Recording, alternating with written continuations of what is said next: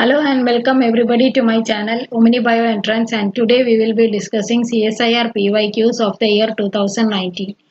If you are new to my channel, please do like, share and subscribe. So coming to the year June 2019.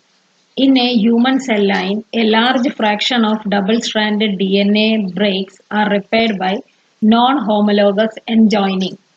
An inhibitor of flap endonuclease will affect gap trimming. Answer is option 2. Next one. Eukaryotic mRNAs are modified to possess a 5' cap structure. Which of the following is an incorrect statement about the function of 5' cap structure? It protects mRNA from 5', 3' exoribonuclease attack. That is correct. It facilitates splicing of nascent transcripts. Yes, that is also correct, because splicing enzymes come only after capping is done. It protects the transcript from degradation by RNase 3 family enzyme. It is not RNase 3 family, it is RNase 4 family enzymes.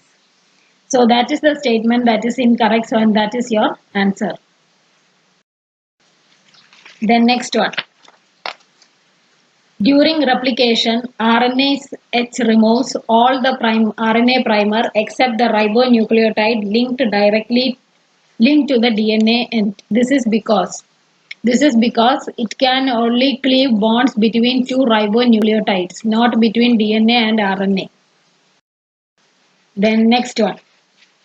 The different arms in the tRNA structure are shown in column A. The specific signatures associated with the different arms are shown in column B. We choose the correct matches from the following. Acceptor arm. Acceptor arm is 7 base pair. Acceptor arm, yes, 7 base pair stem and CCA sequence. So A2. So if you see 1 and 4 option, it is A2. The other 2 and 3 can be eliminated. Then anticodon arm. Anticodon arm is 5' base pair stem. T-Cyc arm is pseudouridine 3,4 and D arm is dihydrouridine. So the answer here is option 4, that is A2, B3, C4, D1. Then next one. Following statements are made about chromatin remodeling in human cells.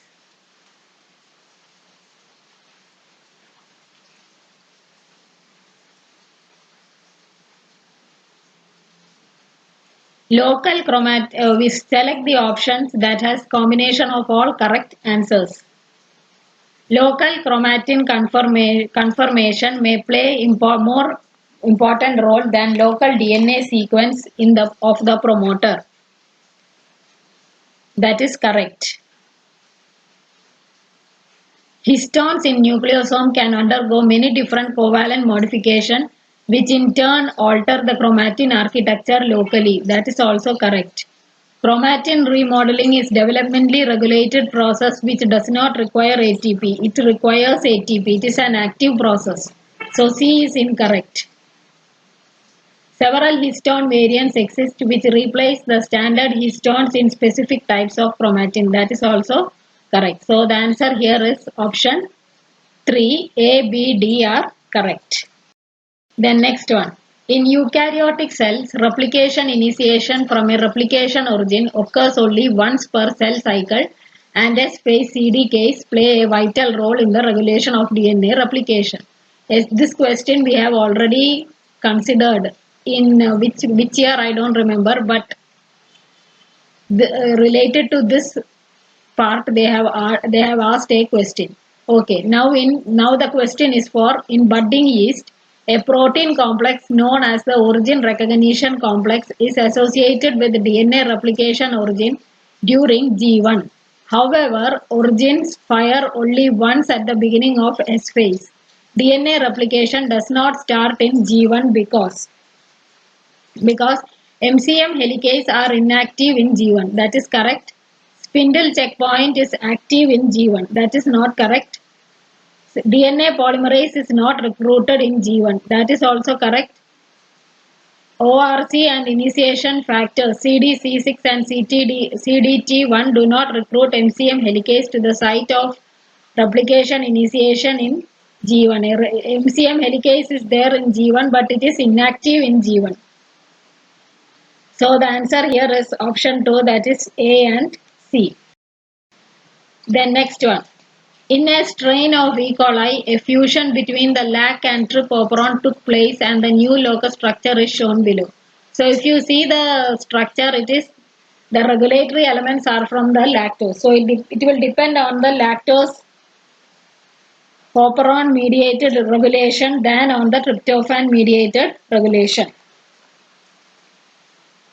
That given below are some potential scenarios. Tryptophan will be synthesized in a medium containing lactose and tryptophan. That is correct.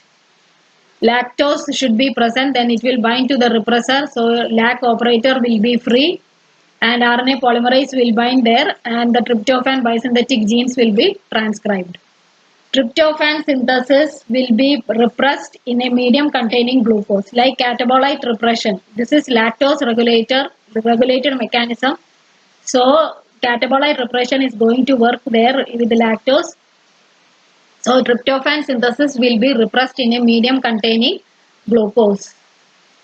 Tryptophan synthesis will take place only in the absence of sufficient tryptophan in the medium. That is not correct. So the answer here is option 1, A and B. Then next one. Following statements have been made about removal of supercoiling produced by DNA unwinding at the replication fork. Which of the following option has all the correct statements? Accumulation of supercoils is the result of DNA helicase activity during unwinding of DNA. That is correct. Problem of DNA supercoiling is valid only for circular chromosomes of bacteria and not for linear chromosomes. It is valid for both circular and linear chromosomes. DNA supercoiling occurs in both circular chromosome as well as linear chromosomes. Then supercoiling of DNA is removed by topoisomerases by breaking either one or both the strands of DNA on the unreplicated DNA in front of the replication fork. That is correct. Both topoisomerase 1 and topoisomerase 2 can remove positive supercoiling during replication. That is also correct. So the answer here is option 3, A, C and D are correct. Then next one. Phosphorylation of the alpha subunit of EIF2 at serine 51 position in Saccharomyces cerevisiae lead to sequestration of E1F2B, a guanosine exchange factor. This phenomenon is, so what does this phenomenon result in? So it is known to activate translation of many key mRNAs possessing short ORF in the mRNA sequence that precedes the main ORF. Answer is option 2. Then next one. E. coli mutants isolated from a genetic screen showed the following classes of mutation. Point mutation in LAC-I. Point mutation in which choose the option which is likely to result in constitutive expression of the LAC operon. So point mutation in LAC-I, it will result in constitutive expression. When LAC-I itself is mutated, it cannot bind to the operator. And operator will always be free for binding of the RNA, always be free, and RNA polymerase can bind to the promoter and result in the synthesis of beta galactosidase enzymes or lactose operon enzymes. Deletion immediately downstream of the transcription start site of the LAC-ZYA mRNA. So there immediately downstream of the transcription start site you have the operator, and operator is going to be mutated. So again the repressor cannot bind and result in constitutive expression. So B also results in constitutive expression.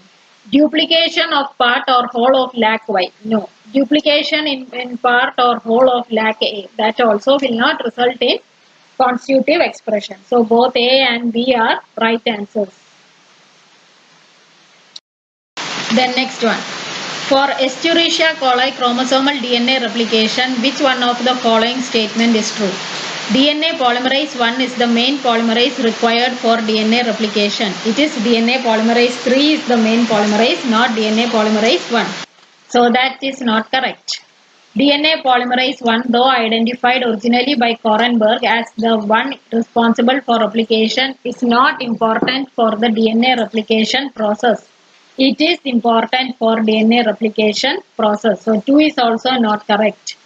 Recruitment of DNA polymerase 1 is in the context of removal of RNA primer needed for DNA synthesis and then fill in the same with DNA equivalent. That is correct.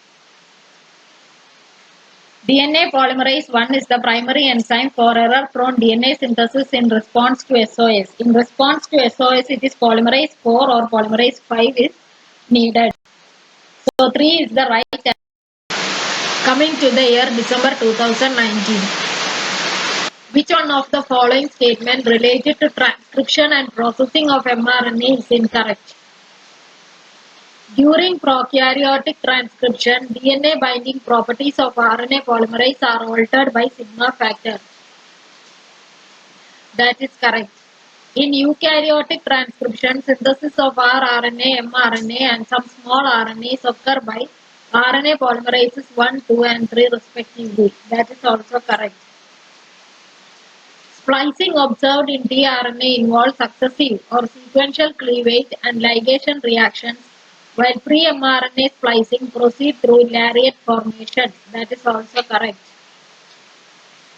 mRNAs with premature stop codons are degraded by nonsense-mediated decay, and mRNAs without an in-frame stop codon get accumulated and translated in the cytoplasm. That is not correct.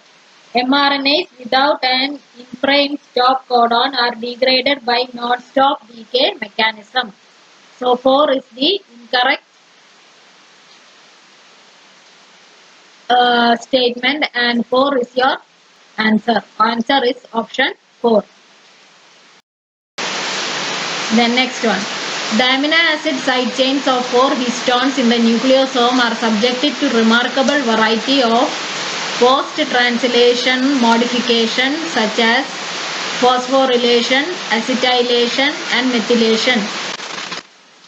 Which one of the following post-translational marks on histone tail is usually associated with transcriptional repression? So H3K9 and H3K27 methylation, it will result in transcription repression, whereas H3K4, H3K36, it will result in methylation, will result in transcription activation. So out of these options, methylation of H3K9 is the answer. Then next one. In context of DNA methylation, which one of the following statement is false? Generally, methylation occurs at the third carbon position of cytosine and converts it into 3-methyl cytosine. That itself is false because it is at the C5 position of cytosine. Methylation occurs at the C5 position, that is 5th carbon of cytosine, not 3rd carbon. Then readers of histone modification include. Readers means those proteins that read histone modifications. So they include TUDOR domain proteins, TUDOR domain proteins. Then next one. In a form of stress response, bacteria synthesize a group of protein called stress proteins, such as DNAK, DNAJ, GROEL, GROES and GRPE. DNAK is an ATP binding protein which attaches to newly synthesized polypeptide in conjunction with DNAJ. Which one of the following statement correctly states a step in the subsequent process of protein folding? The affinity of DNAK to the polypeptide increases upon hydrolysis of the ATP to ADP. That is correct. Answer is option 1. Then, which one of the following does not use RNA sequencing? It is mammalian epigenomic genome sequencing. Answer is option 4. Then next one, coming to part C questions. Following statements are made about post-transcriptional processing of RNA in eukaryotes. Soon after transcription initiation, RNA polymerase II passes approximately 30 nucleotides downstream from the site of initiation until the cap structure is added to the 5' end of the nascent pre-mRNA. That is correct. A is correct. So A, B, D and A, C, E we have to see. So next C, option C.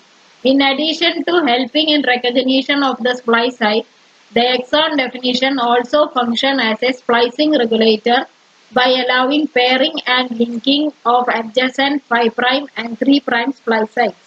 That is true. So A, C is correct. The next ACE, the splicing reaction carried out in vitro have revealed that the first and second transesterification reactions are reversible. E is correct. So answer here is ACE, option 4. Then next one. The figure below shows the structure of a replication fork. Based on this information, following statements are made. Choose the correct statements. A. 1. Represent the leading strand while 2, 3 and 4 represents the Okazaki fragments. That is correct. Among the Okazaki fragments, synthesis of 4 occurs prior to the synthesis of 3 and 2. That is also correct. So A and B are correct and your answer is option 3, A and B. The next one. Many organisms encode only 18 amino acyl tRNA synthetases. These organisms lack A amino acyl tRNA synthetases that use asparagine or glutamine as one of the substrates for direct amino acylation of the tRNA ASN and tRNA GLN respectively. Which one of the following statements represent the correct option?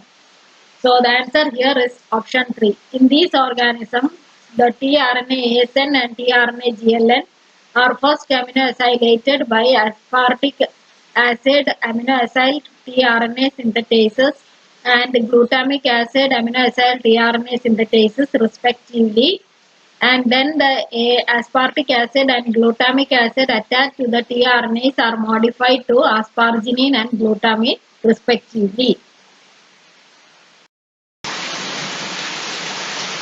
Then next one. Following statements are made about double-stranded DNA break repair model of homologous recombination. Which of the following combination of statements is correct? Process of DSBR recombination is triggered by introducing a double-strand break in a DNA duplex. That is correct. In the process known as 3' end resection, the exonucleases along with the DNA helicase degrade one strand on either side of the break and generate 3' single-stranded termini. It is not 3' end resection, it is 5' end resection. So that is false. One strand of DNA of the donor duplex is displaced due to formation of heteroduplex DNA and generates a displacement loop or a D loop. That is correct. Branch migration allows the point of crossover to move in a 5', 3' direction of recipient strand. That is incorrect. Completion of DSBR recombination may generate either crossover recombinant or non-recombinant products. So ACE is correct. Answer is option.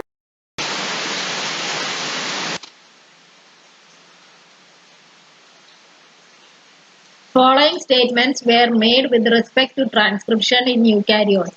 RNA polymerase III synthesizes mRNA in the nucleoplasm.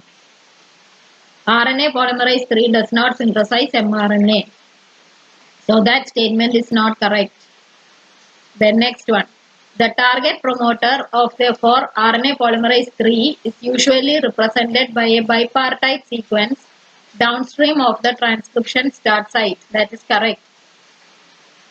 The assembly factors TF2A, TF3A, TF3C assist the binding of the positioning factor TF3B at the precise location. That is correct. TF3B is the last factor. It is not the last factor. It is the first factor that joins the initiation complex.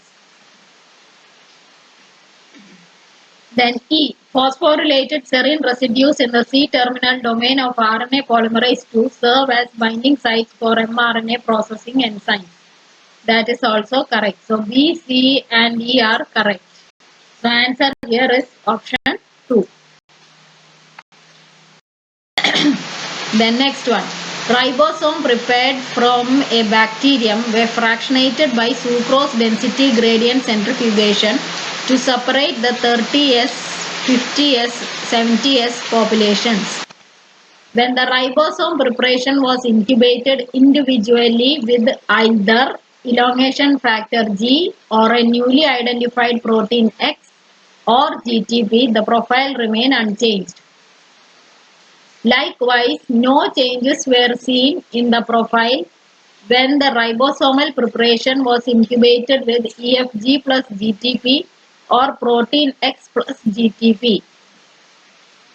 However, when the ribosomal preparation was incubated with protein X, EFG and GTP together, it resulted in a change of profile which showed a decrease of the 70S peak area and increase in the peak area of 30 and 50S. That is this second graph.